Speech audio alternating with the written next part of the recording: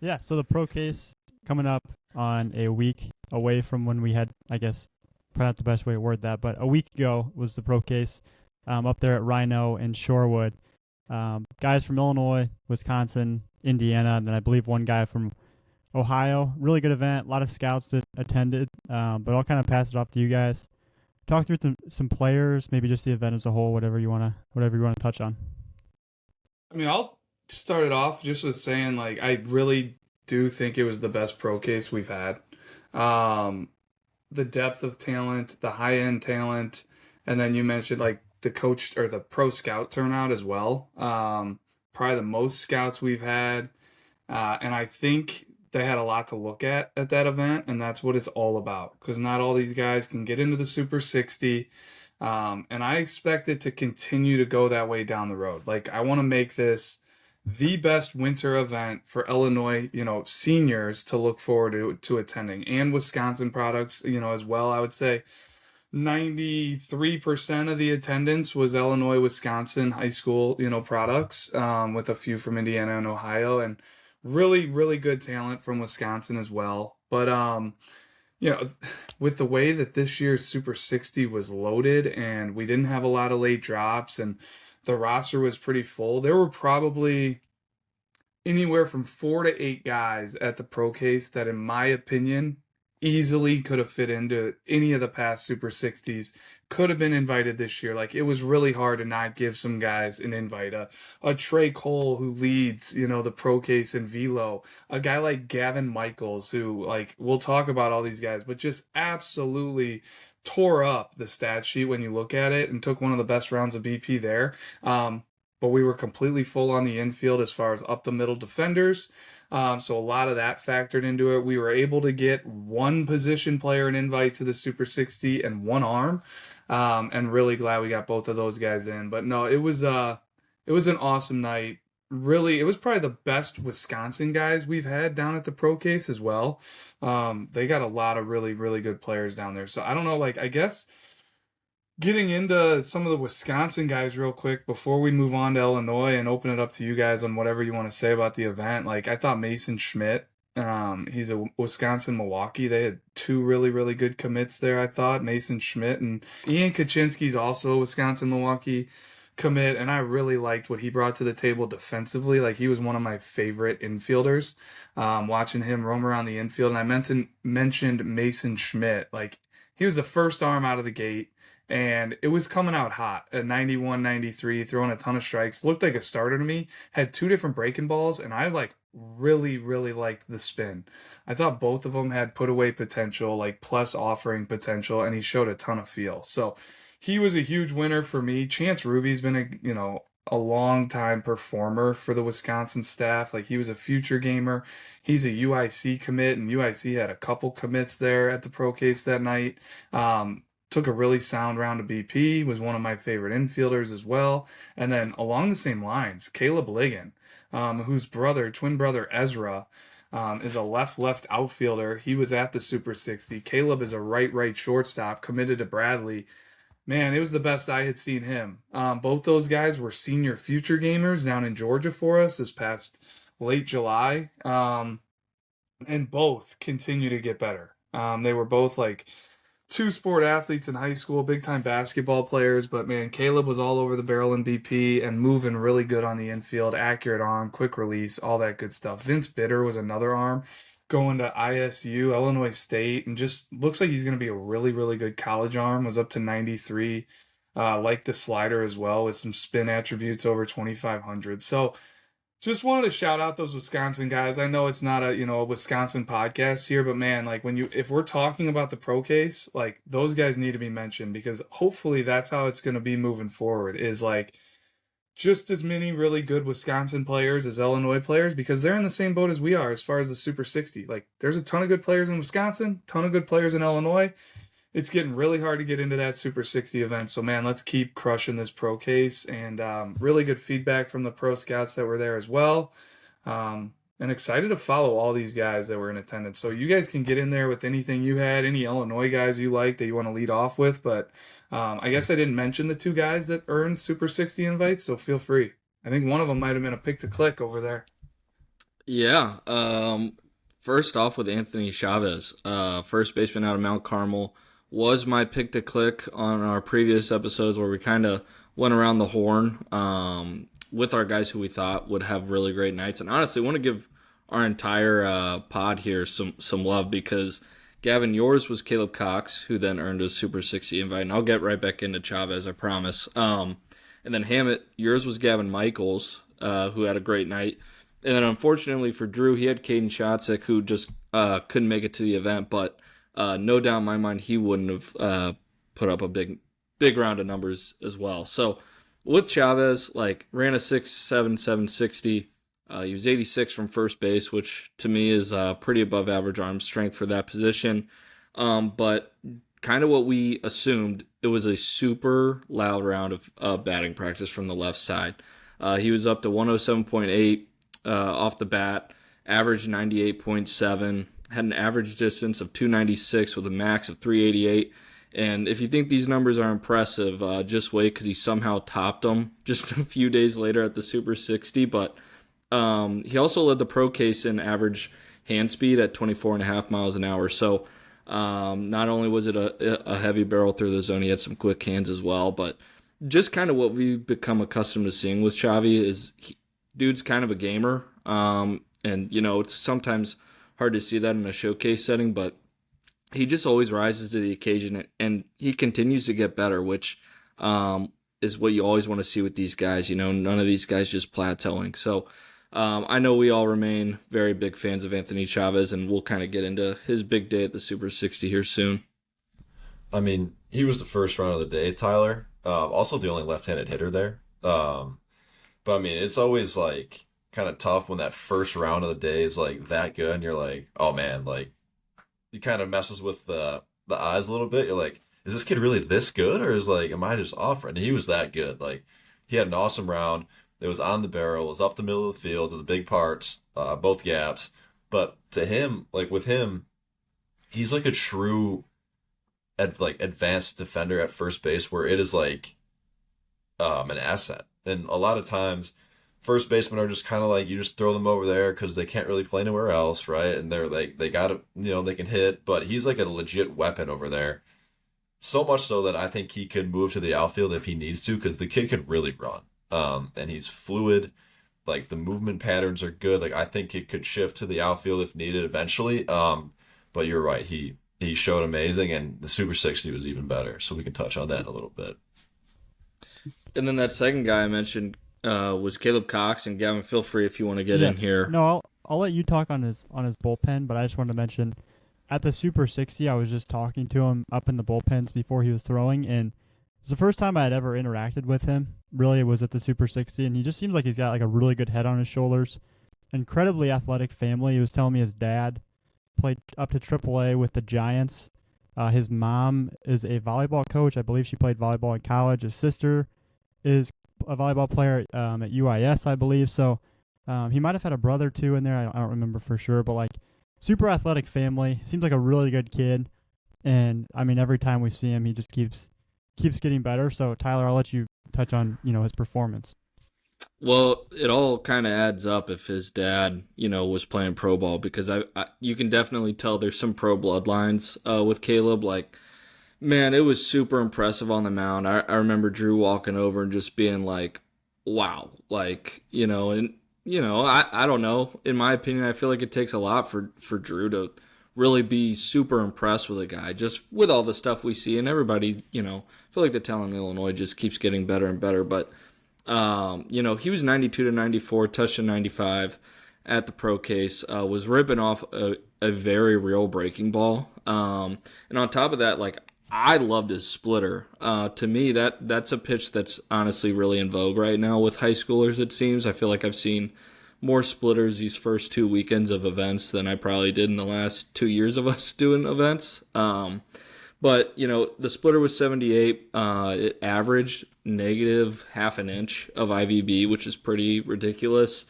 He was also throwing a changeup at 81, 84. But for me, like, the fact that he was able to throw a slider for strikes too in a bullpen setting, like with those TrackMan zones, those can be a little hit or miss, but like 67% with a slider is pretty pretty impressive considering he's, running up in the low to mid 90s. So I'll let any of you guys touch on Caleb, but I thought, at the ProCase, it probably was the best pen. I'll get in there, and I don't know, you maybe said it, but Anthony Chavez, Illinois commit, and then Caleb Cox, he's a Northern Illinois commit. And you kind of mentioned how it did wow me. Like, it's one of those guys, you see him move, and just the elasticity and the whip and the arm speed that he had stood out. The way the fastball was just jumping out of the hand. And then, too, like, he passes the eye test. It's broad-shouldered. It's a super high waist. It's long levered, and there's like no stiffness in the body whatsoever.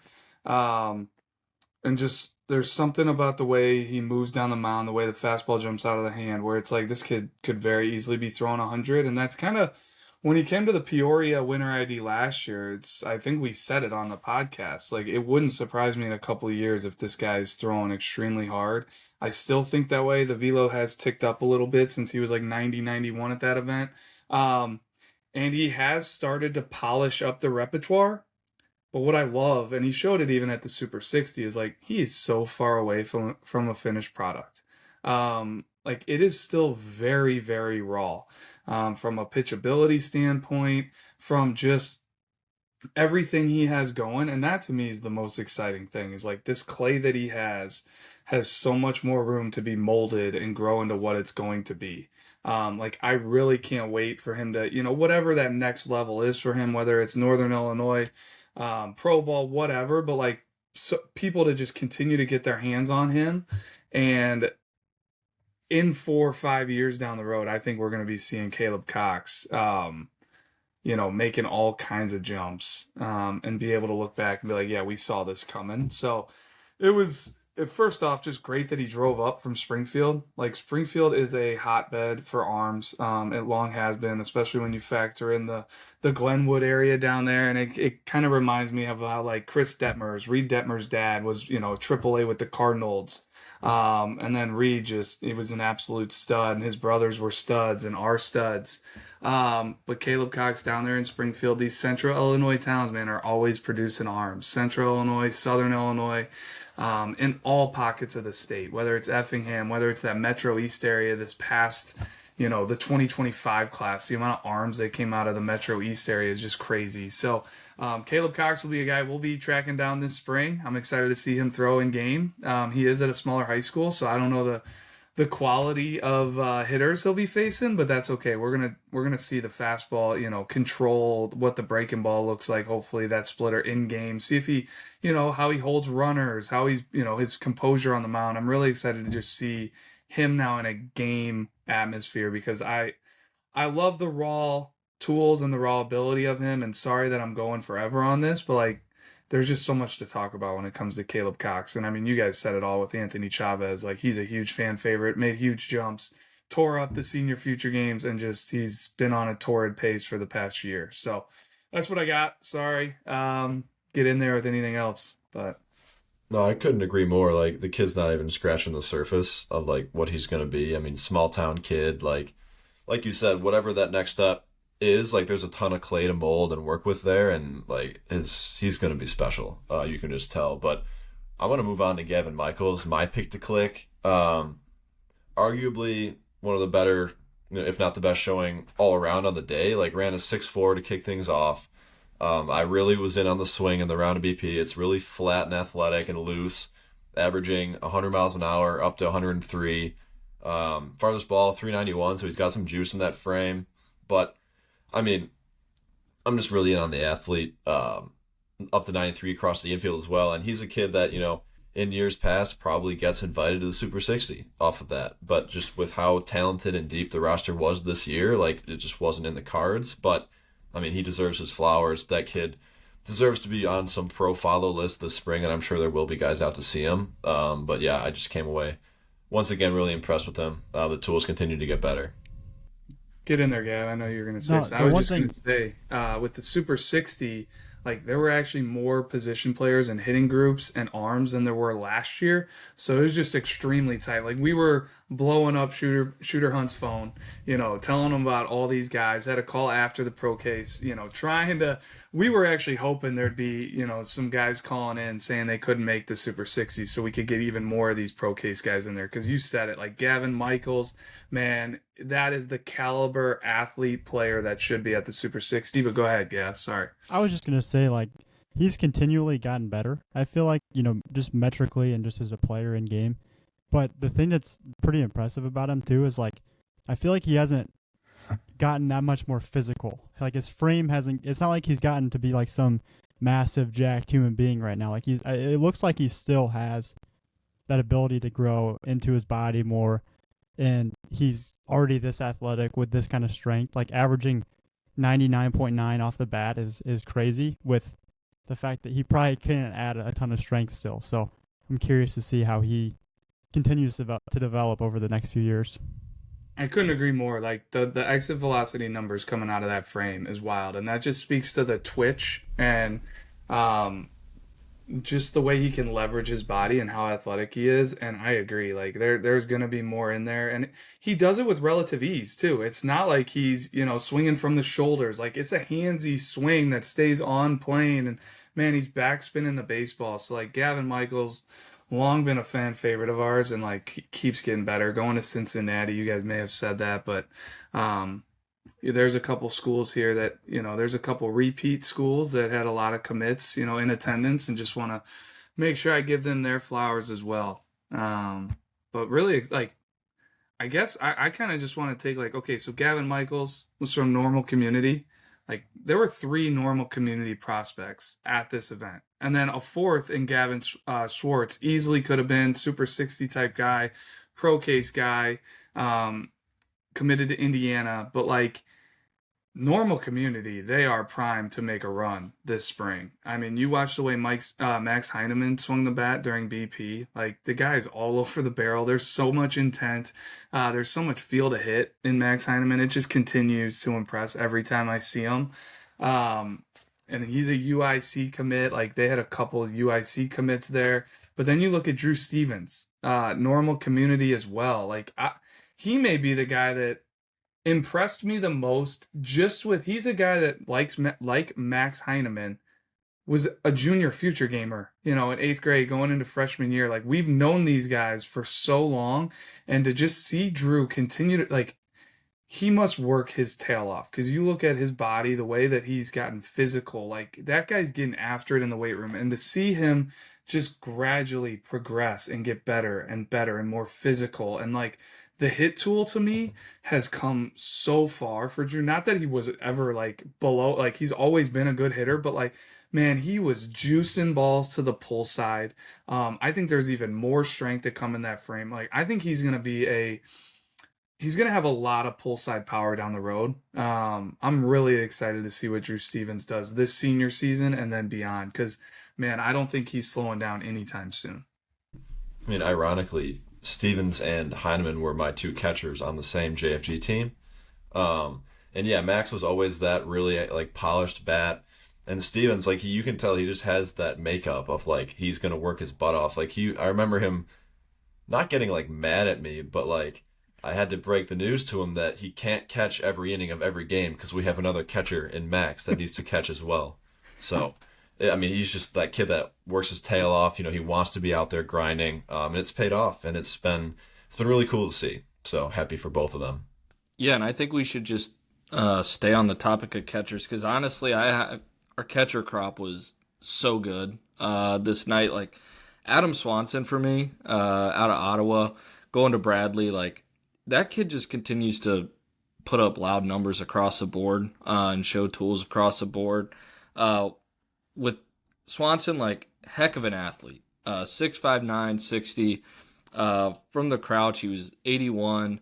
But in the outfield, he's 91, which I feel like is a rare combo of a guy who could catch but also probably play center field at the next level. And I think Swanson could do either at Bradley. With the bat, right-handed, 102 mile an hour max EV, averaged 96.2, had a 372-foot max distance. But with Adam, like, it's so impressive the strides he's made defensively. I feel like year over year. This was a guy who was on our Future Games team 2 summers ago, but also played a ton of outfield because our catcher group was so loaded.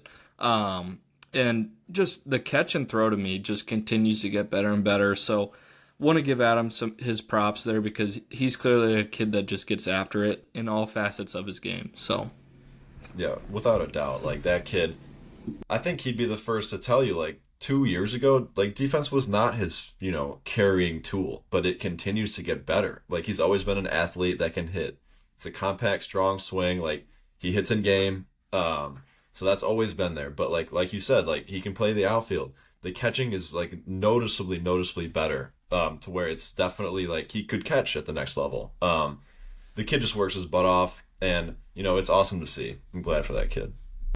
No, I love one of my favorite things too about the ProCase is like being able to say, hey, you're talking about Adam Swanson, like future gamer, also a senior future gamer. Anthony Chavez, senior future gamer. Brandon Thompson, who I think we're going to get into here. I love to. St. Viator High School, Purdue commit. Like another guy that we've got. They've been at high level events for us in the past, and they've always performed. But like they keep getting better.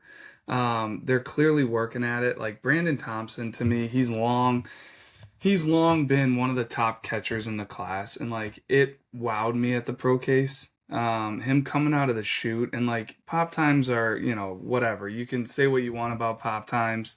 I'm not a huge like get super excited about some low pop time in a showcase. Like there's so many ways to cheat a pop time in a showcase. For me, it's about the action, how quick you are out of the crouch, how you present your glove, how do you move.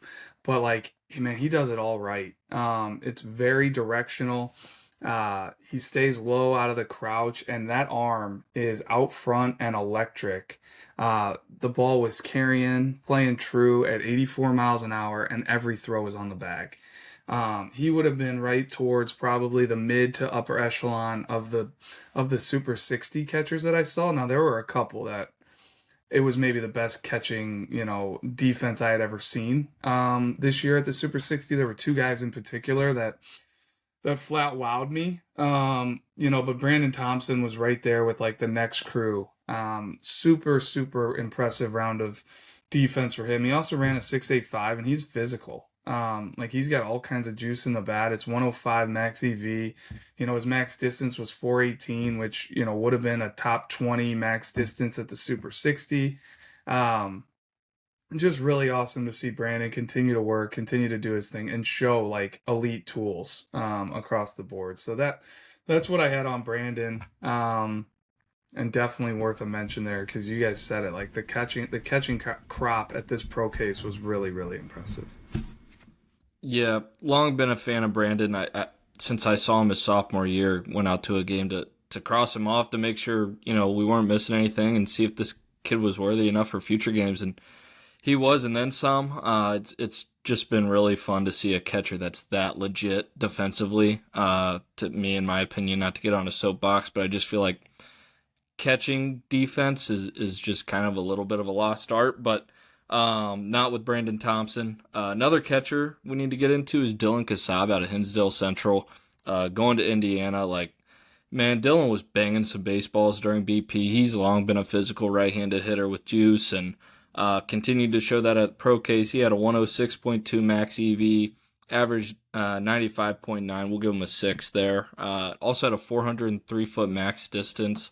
And then defensively, like another guy who continues to get better, continues to tick up there in my opinion. He was 79 miles an hour out of the chute, had a 193 to 207 pop time, but Kassab's a guy to me, like, could easily play first base at Indiana. Like, he did it for us at future games. I know I've told this story on this podcast before, but it's a kid who just plays with his hair on fire, and a great kid, like a great personality. Like, Coach Mercer over there at Indiana is going to love having this kid in the dugout. Like, he's just seems like a great kid, and I can't emphasize that enough. So we're all really rooting for Dylan.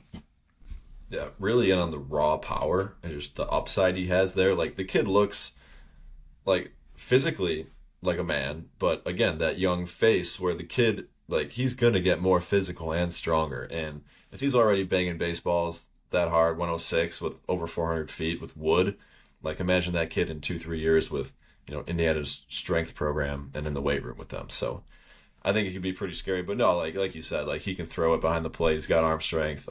Could shift to first base if needed. But he's a sneaky one for me that I really like.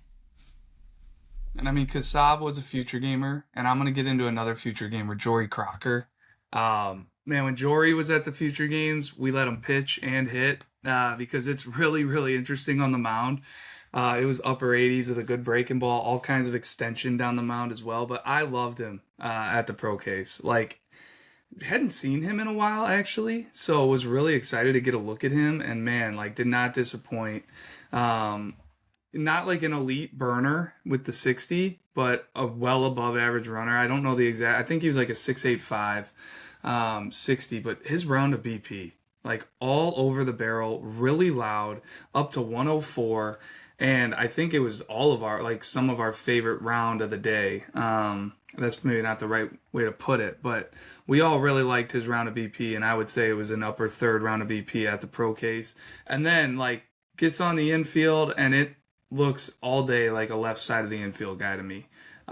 Everything was clean, easy. He was gliding across the infield. It was a, ability to throw from multiple angles, and it played really accurate across. That's the other thing, like talking pop times and showcases is, yeah, okay, an infield number, like you throw 96 across the infield. Yeah, that's going to stand out, but that's not what I'm looking for. Like really all it comes down to is, do you have enough arm strength to play the left side of the infield? And then how does your arm play? Do you throw a true ball across the infield when you need to? Are you athletic enough to throw from multiple slots? Do you have feel, and are you accurate? And man, Jory, like he does have a well above average arm strength if he needs it. But I felt like he was playing very much like in rhythm and in control, and was not trying to show off some like huge arm by crow hopping 4 times. It was the way you should play defense, and that's what I love to see. Like he sucked up every ball to him, turned the double play. Really just impressive overall showing for me about with Jory. Arizona commit as well. I don't know if I put that in there. And let's talk about another future gamer who was awesome at this event, which I feel like has just been a super common theme right now, is future gamers that had great nights. But Nolan Ramley, outfielder out of Brother Rice, going to Northwestern. Hammett, you've got some really good notes here, so I'm going to let you get in on him. But just want to touch on his numbers, like 107 mile an hour max EV, average 98.8, 409 max distance, and it felt like he was absolutely destroying baseballs during BP. So to see the number back that up is nice. Like he was 96 from the outfield. He's long been tooled up, and those tools just continue to impress, but also ran a 6.6 360, and he led the event and average bat speed at 78.6 miles an hour. So, Hammond, I'll let you touch on him a little bit more. No, I mean, he's always been that tooled up kid, freaky, but like, yeah, I thought the round of BP, like it wasn't just turn and burn, right? I thought it was quiet, controlled, with some aggression, and on the barrel, which is great. And I thought the outfield actually was just as, if not more impressive. Like he was floating out there. He was athletic, fluid, and the arm was playing really good. It was up to 96 miles an hour, and it looked really clean, coming out of the hand good, playing with carry. Like it was an eye-opening round, both with the bat and in the outfield. And like you said, he's tooled up. He passes the eye test in every single way. That kid's going to be one that pro scouts are definitely going to see this spring, and if not this spring, then definitely in the coming years, because he's got a chance to play baseball for a long time. Yeah, another former future gamer, Northwestern commit, and we said it about Gavin Michaels, but it was like, how can you not pound the table for Nolan Ramley getting in the Super 60? All those numbers, warrant him being in there. We've seen him, perform in game. I've seen him like, one thing that really stood out to me when I saw him play this past spring was, a junior in high school at the time, and he got fisted. Fastball got in on him a little bit. He got fisted, and it pushed the outfielder to the warning track. Like, it just speaks to just how big of a, physical freak he is, how tooled up he is. And if he can continue on this trend, continuing to get better every time we see him, man, the sky's the limit for Nolan. Because you can't teach the things that Nolan has. So really excited to see what kind of senior season he has for Brother Rice. Another program, we mentioned Normal Community, another program that's just, poised for a really good season, coming off a state finals appearance as it is. Yeah, let's move over to pitchers because for my money, I felt like, this was kind of a common theme between us when we were talking just after the event. Like, our arms at this event were maybe the best we've had, at least in my 3 years of doing this. Like, felt like top to bottom, every arm was just incredible. Last pin of the day was Trey Cole out of Champaign Central, going to Wright State. Like, man, it was pretty loud. 90 to 94. He touched 95 on his last pitch of the pen. For me, I thought he was throwing a real changeup. Could go get outs right now at Wright State if need be. That's how good I thought it was. 82 to 84. With Trey, I think continuing to firm up his breaking ball is just only going to elevate him. To me, I think it was just a little bit behind in this pen, but man, can't say enough good things about that changeup. I thought it was up there for maybe the best off-speed pitch of the night. Next arm I want to touch on is RJ Duncan. Gal, I know this is a fan favorite of yours, so feel free if you want to hop in. But love RJ, like another future gamer. Trey Cole was also a senior future gamer. I should mention that as well. But RJ, future gamer for us, out of East Peoria, committed to Illinois State. Just that kid has such a what's the word I want to say? His personality and his vibe on the mound. It could be a game. It could be, just a bullpen, like just a competitor. And he's very intense on the mound and in a good way. Like he's super focused. Just love what he's about on the mound. But he was 91 to 92. Was also throwing 3 off-speed pitches, had a curveball at 75 to 76, slider 78 to 79. And I thought both breaking balls had really good bite on them. And then he was also rounding out his mix with a changeup at 83 to 84. But a lot to love with RJ, like another guy that is not going to surprise me at all that he's going to have success at the next level. Yeah, he strikes me as a guy like that will, and I hope it doesn't come off as not because I don't mean it that way. I mean it as a complete positive, but like a perfect like 1 or 2 inning guy at Illinois State. Go in there, light it up. He has a really good breaking ball, like where I feel like he can get a lot of swing and miss, a lot of outs with it. He's a guy like honestly, like if he threw some innings in the Missouri Valley right now, I wouldn't be surprised if he could go in this spring and get some outs. Like he's just a really good arm, and it impresses me. And like I think again, like a great bullpen guy, like 6th, 7th inning, and just go cruise and go crush it there for an inning or 2. Yeah, and last arm I want to touch on here is Henry Humes out of Homewood Flossmoor. We're going to touch on Homewood Flossmoor a little bit more here coming up, but for me, he's committed to Northwestern, I should say that, but I thought it was the best Henry's look probably in all of my looks at him. He's long been that long levered kid, and with those guys, we've touched on it before, like it's really hard to sync up your levers and throw strikes, especially, when you're that young. But he's getting older now. He's going into his senior year, and I thought everything was just very well synced up well in this pen. Like he was 88 to 90 with the fastball.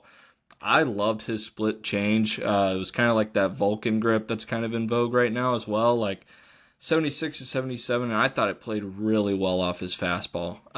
Has that true tumble, as well as some fade to that arm side, and then he was also mixing in a slider at 77 to 80, with above average spin there as well in the 2300. So really liked Henry. Like for me, big time arrow up, and excited to see what he does in his senior season. Yeah, giving me starter vibes, and that's what you love to see. RJ's got dynamic stuff. We'll see what happens with him as far as, bullpen or starter. And I know, Gavin, you mentioned it because I think you nailed it. Like, he's got the demeanor, too, RJ does, to play in kind of the back of a bullpen. But Henry Humes, starter profile, like 2 really good commits, I think, for Northwestern. I think Henry, like, if he can continue to develop physically, he's going to see the velo continue to climb. And as long as he keeps pitching, man, it's going to be pretty dynamic moving forward. Yeah, Tyler, I remember came up to you after that? Because, I mean, you were obviously locked in on all those arms. I was kind of in and out around the event, but I did get to see Henry Humes' entire pen, and I just thought the polish was really impressive. And I went up to you and was like, man, I feel like he's throwing 3 pitches for strikes. And it was, again, really easy, not a ton of effort, and the off speed looked really good too. So yeah, I was impressed, and I hadn't seen a ton of him in the past, just being up in the Chicago area. So that was awesome to see.